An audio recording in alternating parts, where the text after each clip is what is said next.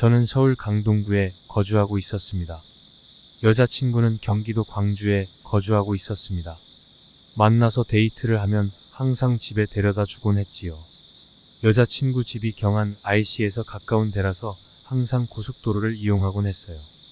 가끔 국도를 이용하기도 했지만 왠지 음산하고 가로등도 없고 해서 국도를 이용하지는 않았습니다.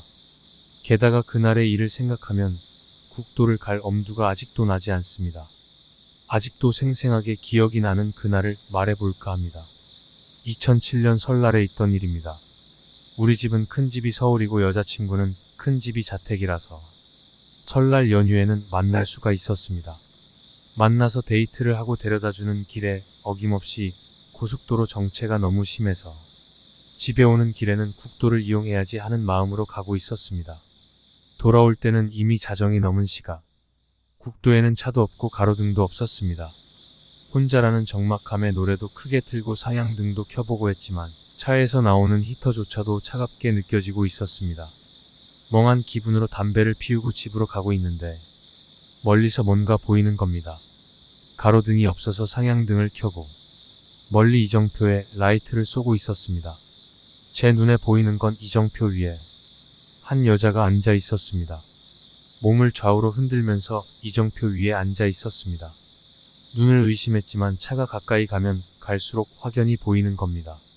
상향등을 끄고 등에 흐르는 식은땀을 어찌할지 모르고 있었습니다. 잠시 차를 세워서 내가 잘못 본 거겠지 하고 다시 보고 있는데 그 여자가 이정표에서 다리를 걸고 밑으로 휙 돌아눕는 겁니다. 그 여자는 마치 철봉에 거꾸로 매달려 있는 것처럼 긴 머리를 땅으로 풀어헤치고 팔을 대롱대롱 흔들고 있었습니다. 주변에 아무도 없고 장시간 밤에 운전하다 보니 무서워졌습니다. 누구에게 이야기할 수도 없고 지나가는 차도 없어서 차를 돌릴까 그냥 무시하고 갈까 여러 생각을 했습니다.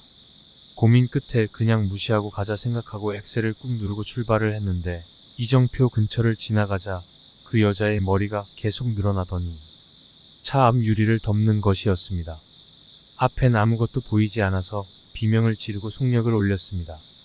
그 순간 저는 난간에 충돌하여 정신을 잃었습니다. 깨어나 보니 병원이었습니다. 속력을 내면서 옆으로 충돌한 것입니다. 저는 크게 다친 곳은 없었지만 차는 폐차를 했습니다.